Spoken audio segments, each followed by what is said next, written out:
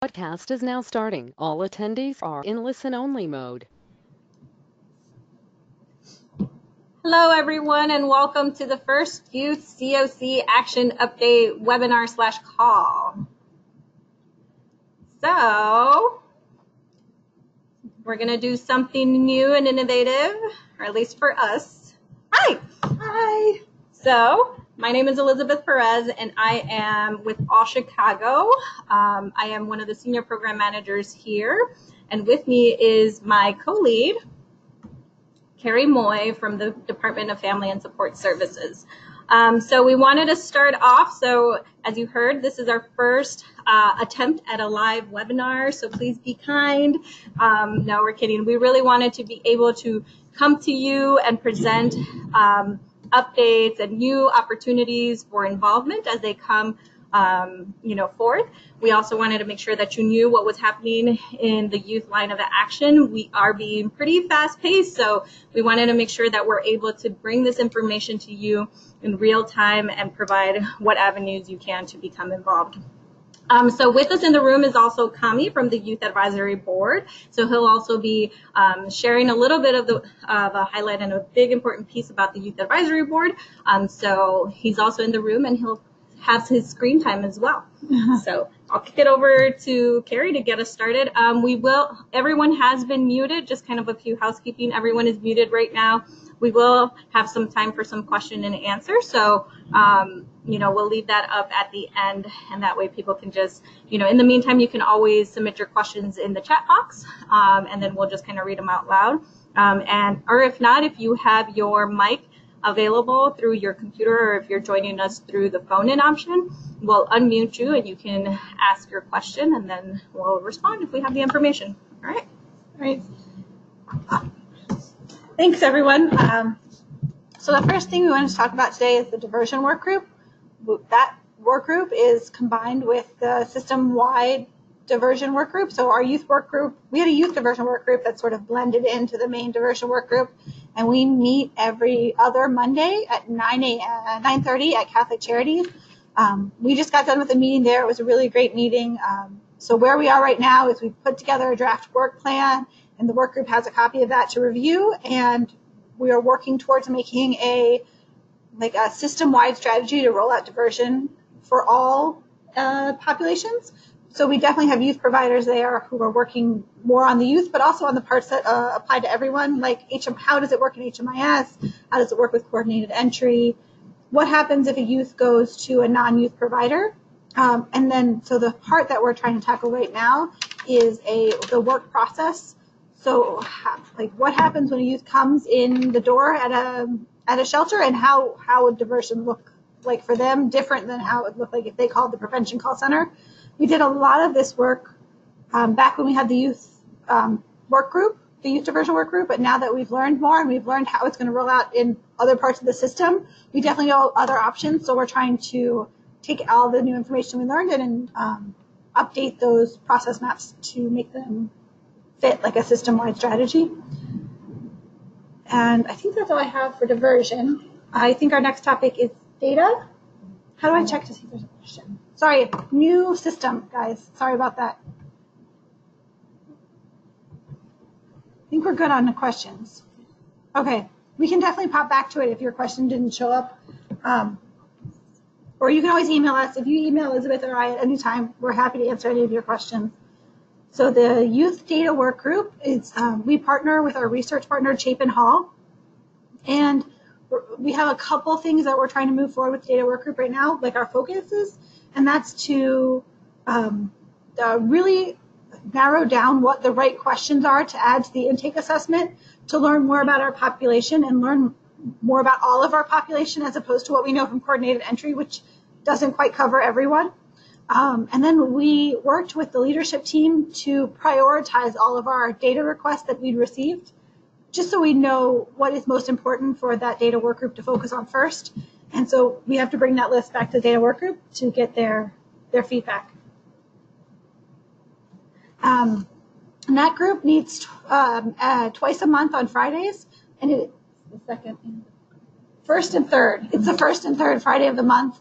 If you want to be part of any of these work groups, just send Elizabeth and I an email, and we can add you to the work group email list. And they're all open, and anyone who's interested in those topics is welcome to join.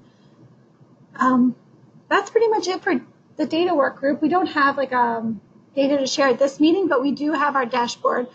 We didn't pull it into this meeting just because it hasn't changed since our task force. We are still working with HMIS.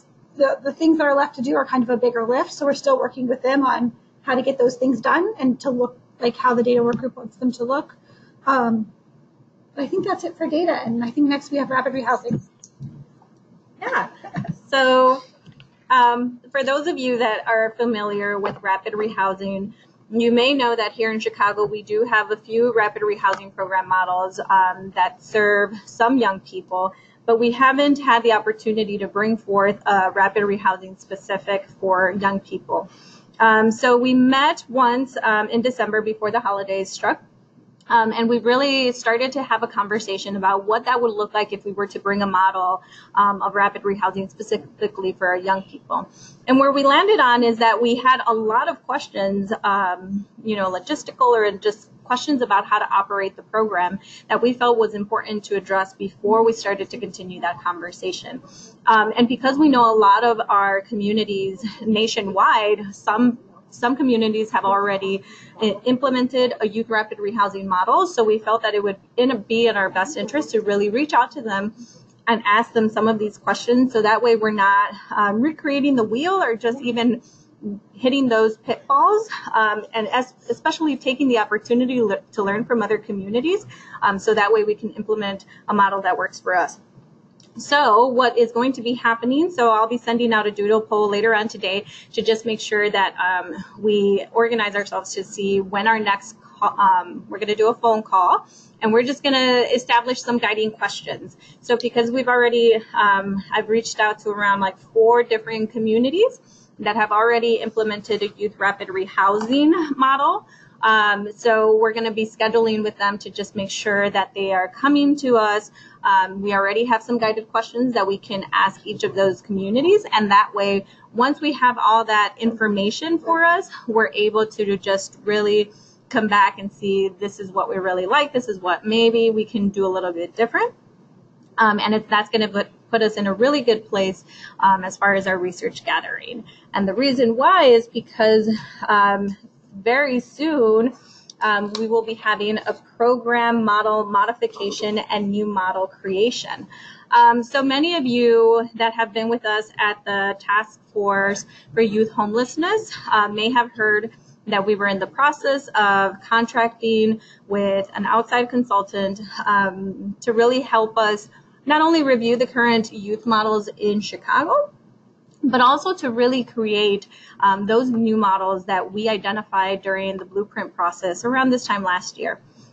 So we took a look at around 4 different entities that were not just here in Chicago, but just nationwide that worked with similar communities. And we're happy to report out that we've contracted ICF, which is a global entity that works with government and nonprofit agencies to help strengthen their communities and families and citizens by delivering evidence-based solutions with measurable impacts. So we've already started to talk to them and share a little bit information about, the different models here in Chicago. But we hope to plan to bring them on site, probably in either the week of April 22nd or the week of April 29th. And what we're planning on doing is, we'll be looking at our youth program models and really looking to see what modifications we can do, what is working in our community as regards to our youth low threshold shelters, our youth transitional housing, youth interim housing models, and so forth. But also those new model creations. So really identifying when we talk about youth respite care models, what does that look like? What is the subpopulation that it would be geared to? What are some of the outcomes and so forth? So what we'll be doing is we'll be hosting 2 full-day workshops to really tackle in and kind of hone in on those models and, how we operate them currently. And then once those 2 full-day workshops wrap up, we'll be able to provide some, a draft for everyone to review and provide some feedback.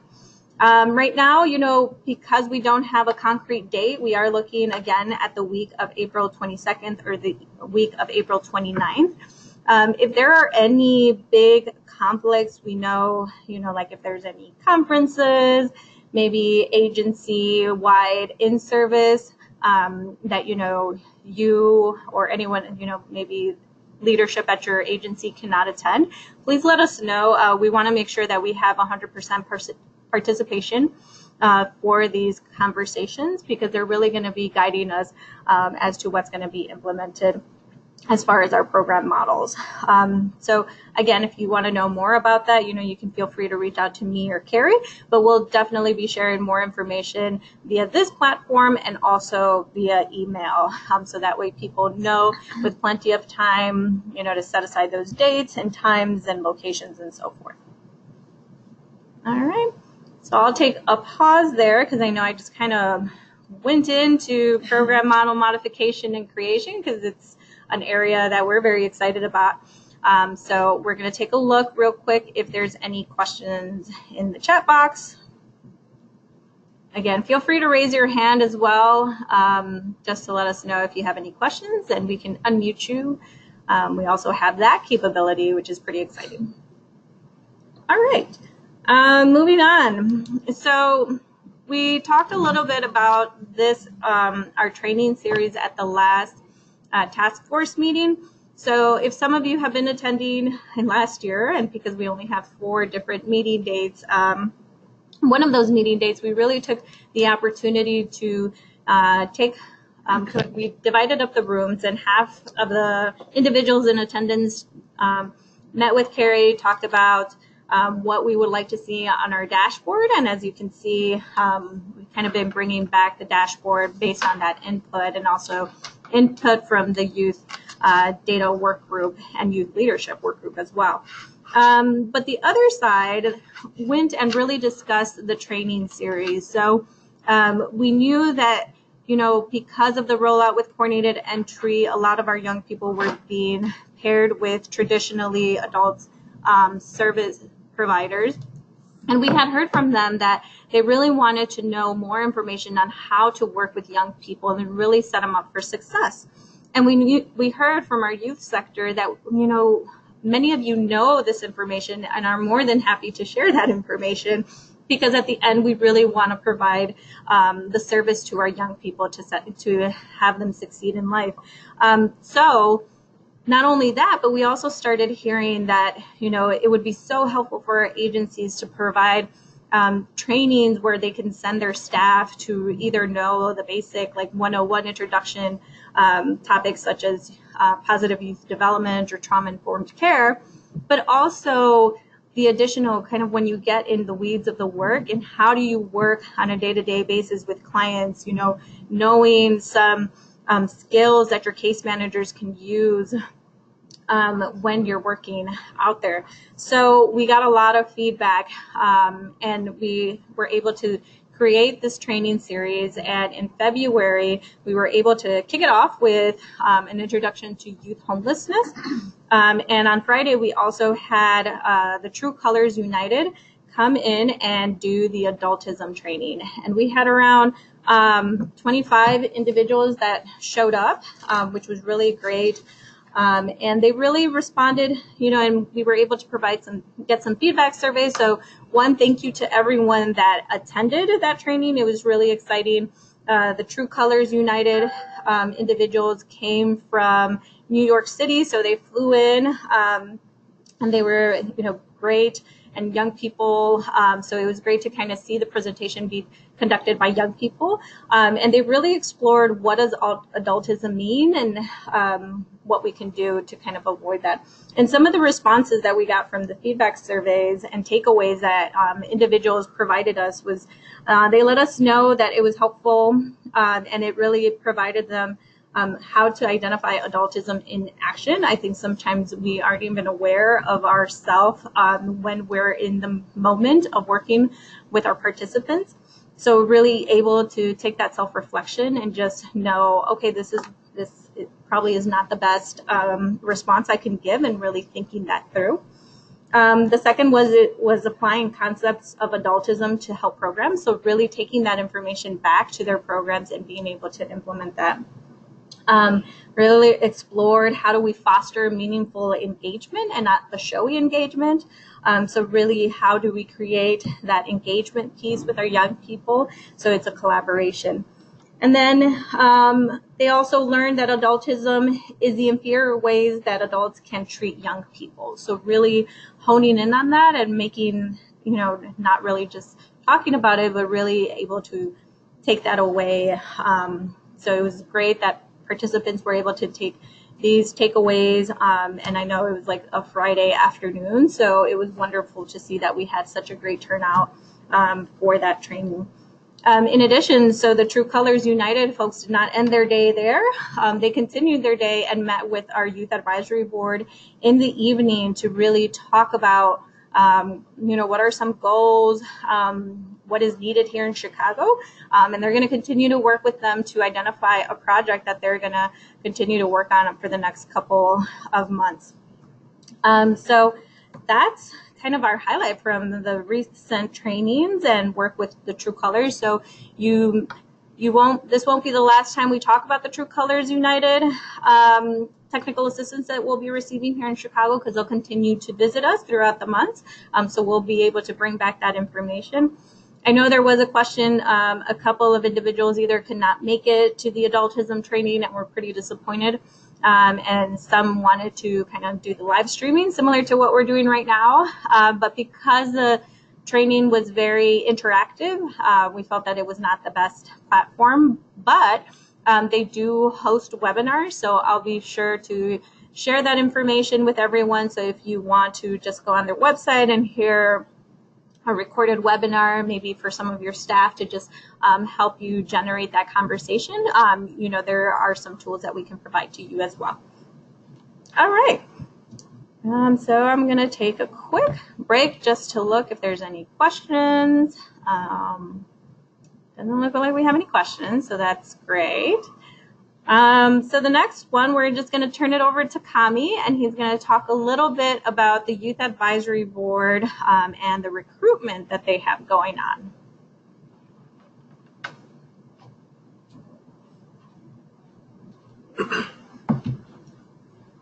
Hi, my name is Kami. So, as you know, I'm a member of the Youth Advisory Board. We're also known as the YAB. The YAB is a collective group of youth who strive to help end homelessness.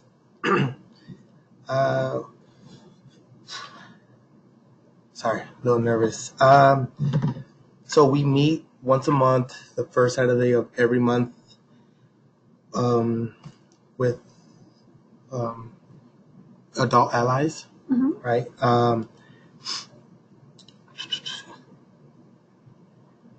So this is not including meetings that we meet with other organizations, which we call outside meetings, which we usually attend about 4 or 5.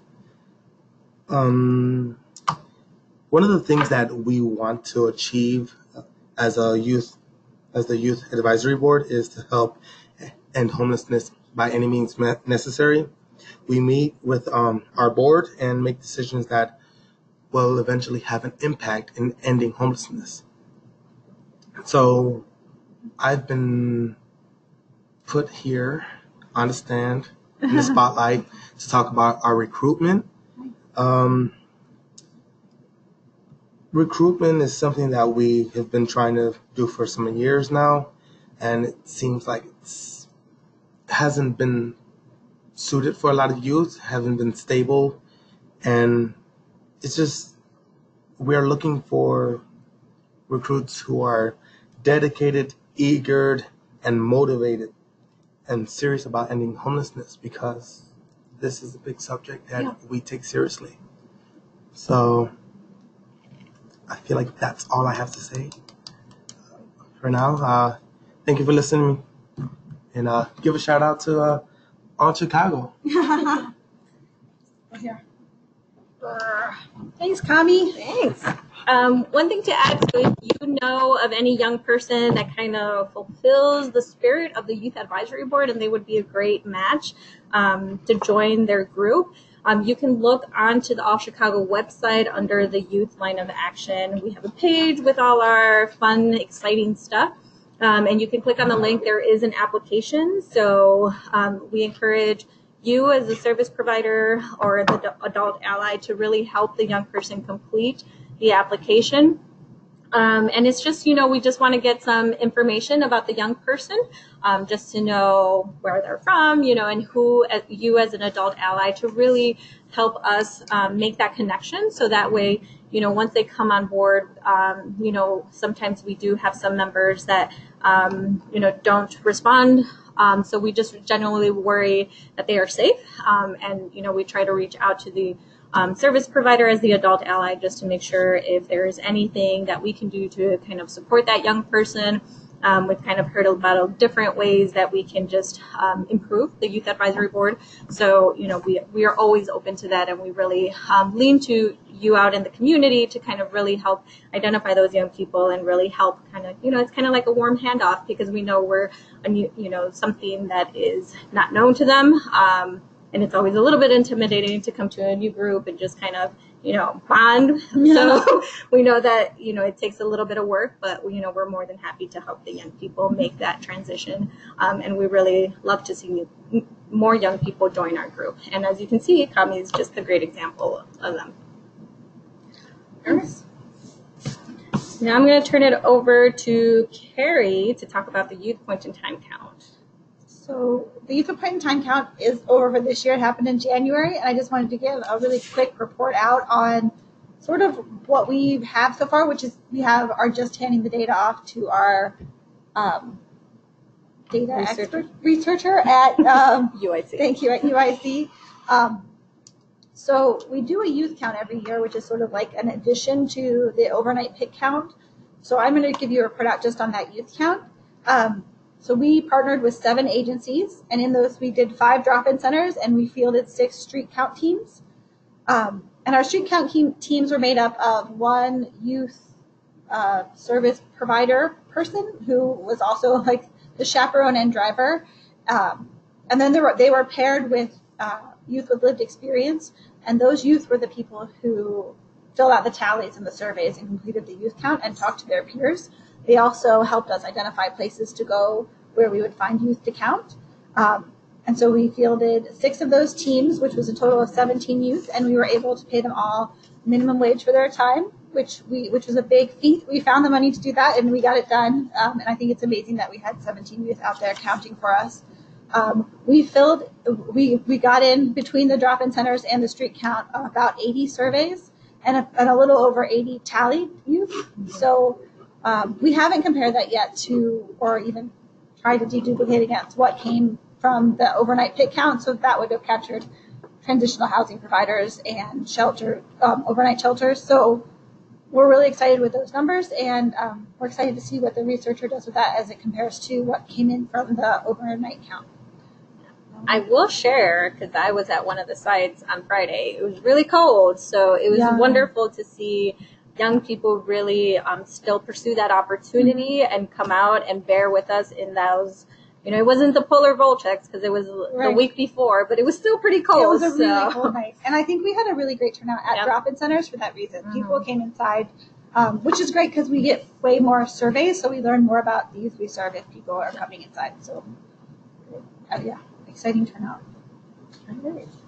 Now we're going to move on regarding the Family Unification Program. So we've talked about this a few in the past task force meetings. So in 2018, Chicago applied with the Department of Children and Family Services, so DCFS, to receive additional funds for these vouchers. And what they are, they're vouchers through CHA that are provided to young people and families.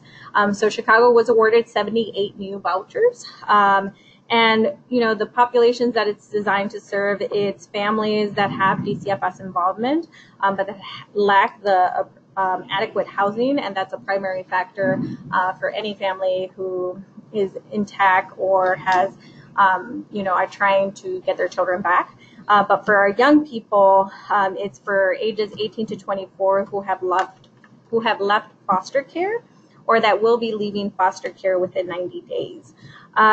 Because of the nature of the proposal, we do have to utilize coordinated entry.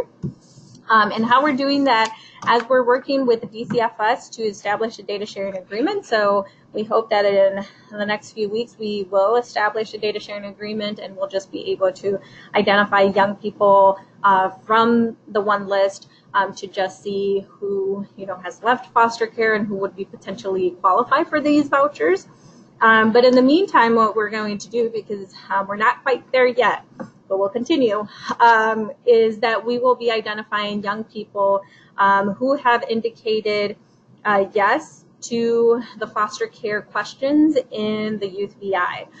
So for those of you who are familiar, there is a question whether there's been any involvement with foster care. And what we'll do here at All Chicago is we'll pull a list of any family or individual that has answered to those questions. In the event, because we know sometimes the Youth VI, are completed maybe before that relationship and that trust is built. So maybe the young person did not answer or did not share all that information with you at the point of entry, which is fine. But now that you've had some time to work with them, you now know that there is some involvement with DCFS. So we do encourage you to go back and update that assessment. You would just create a new assessment and answer that question appropriately and save it. And that is how we'll know this information and be able to pull that information. So if you have any questions, once we do that, we'll be able to contact the agency who we know that the young person is working with, and we have a couple of paperwork to fill out. And then hopefully, we'll be able to move along. And, if we do have a lot of our young people that need this, involvement with DCFS and could potentially qualify, we will be looking at their length of homelessness just as a prioritization factor. But if you would like more information, you can always reach out to me. If you have some questions on where is this assessment located, I'll be more than happy to walk you through that as well. Great. All right.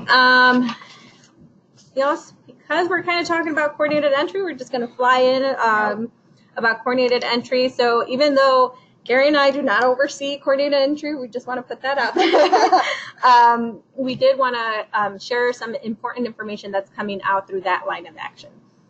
So many of you may have heard Karen and Stephanie and Renee, which were leading the coordinated entry line of work, took kind of their show on the road, right? And they went and they met with a lot of our different providers at different platforms. So they went to the Youth Transitional Housing System Integration Team meeting, the Youth TH SIT meeting, for those of you that are wondering.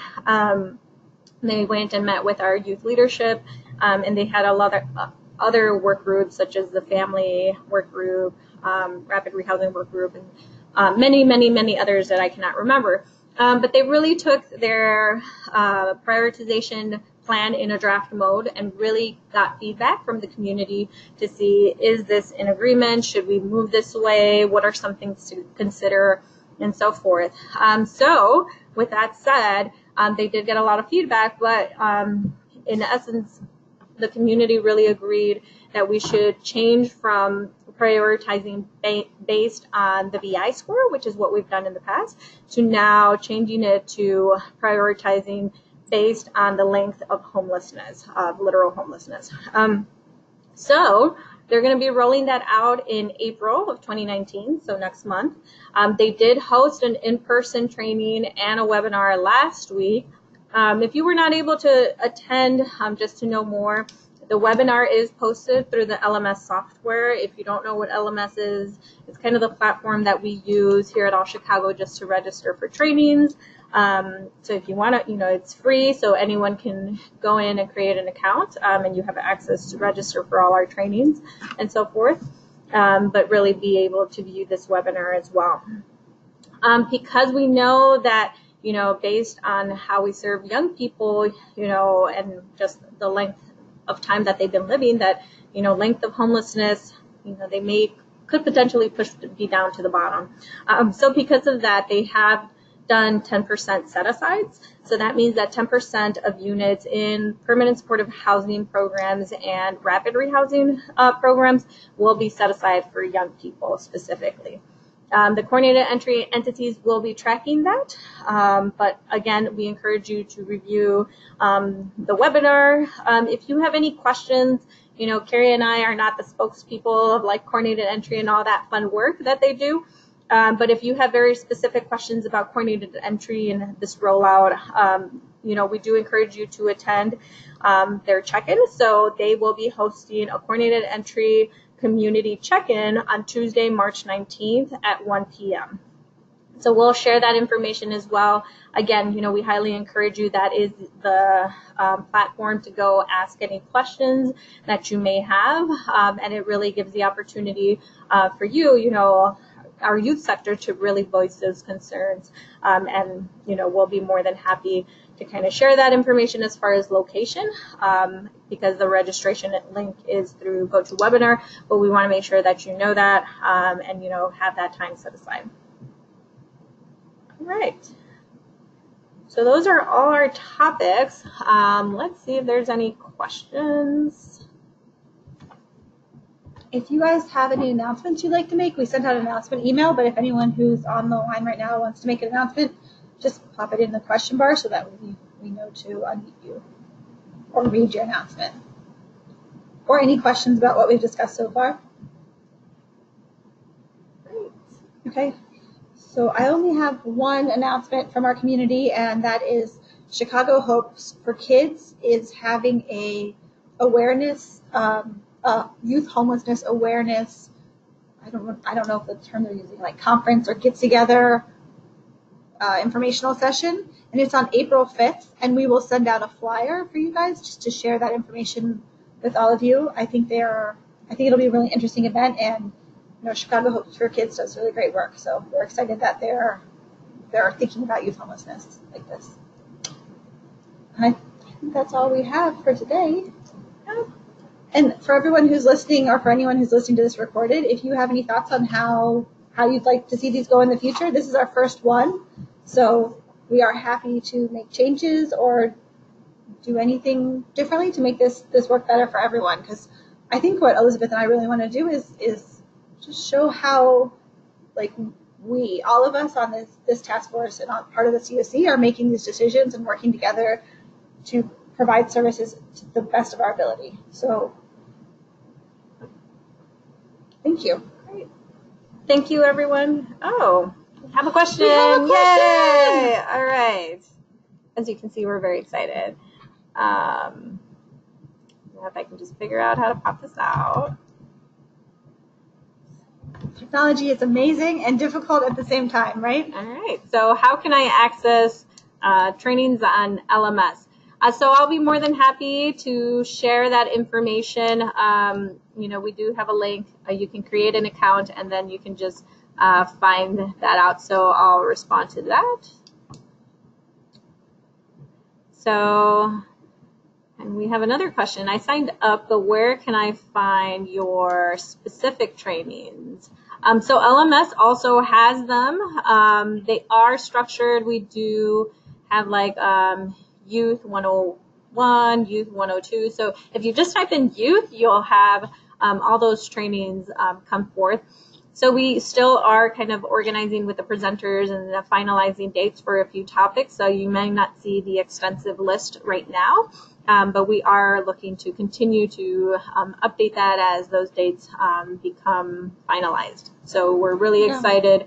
I know I've been meeting with youth providers, other trainers that many of you have already worked with in the past. So it's very exciting. And I love, the opportunity that we can just bring this to all of you so we can all have that same fundamental foundation when working with young people. So we're really excited.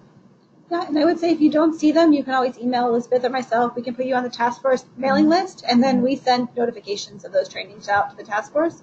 So I would say if you're interested in youth homelessness in Chicago, then you please join the youth task force because that's where we share all of these updates. So All we don't miss right. anything. We have another question. Regarding coordinated entry, the set aside for housing for youth. So because coordinated entry will be prioritizing based on length of homelessness, the coordinated entry entities such as Catholic Charities and CSH will be keeping a track of that 10%. So every 10th unit that becomes available will be set aside for a young person. They'll be informing us, and we know that as DSH or a rapid rehousing program, as they have a vacancy and they require a match. So Catholic Charities does the matching for the Chicago Continuum of Care. So they'll be keeping track of that to make sure that once the 10th unit is available, that they will go back to the by name list and filter out for a young person. And I will say that doesn't affect the youth dedicated programs. Like youth dedicated programs remain youth dedicated, and then in the adult system, that's where we get the 10% set aside. Thank you for that clarification. Yes, we are not changing anyone's program requirements on age. We'll still continue to abide by those. Great. All right. Thanks everyone who was on the first youth check-in. What is our official name? Youth Action Update. Yes. With us. Thank you so much for being part of this. Thank you. And we'll send out that information for those of you that registered. And we'll also do it at the task force. And we have someone raising their hand. Ooh, Megan. Okay, so Megan, I'm going to try to unmute you. So hopefully we can hear you. Oh, where'd you go, Megan? I saw you. Yeah. Oh, I Megan, think you're unmuted. Can we hear you? Megan, can you hear us? Or maybe we can't hear you. Okay. Megan, if you're connected via a phone or maybe your speakers might not be working. But if so, you can always feel free to just use the call-in option, and you can raise your hand again, or you can just chat, enter your question in the chat box. All right. Another question. Let's see. Oh, is the new coordinated entry prioritization in effect right now? So it is currently not in effect at this very moment. It will start in April. So if there's any changes to kind of that timeline, we'll make sure that we notify individuals as well. Okay. Should we give Megan time, or is that Megan's question? Yeah, that's Megan. Okay. All right. Thanks, Megan. Thanks, everyone, for joining us. We really appreciate it. Thank you. All right. Bye. All right. Bye, everyone. Thank you, Kami. Woohoo.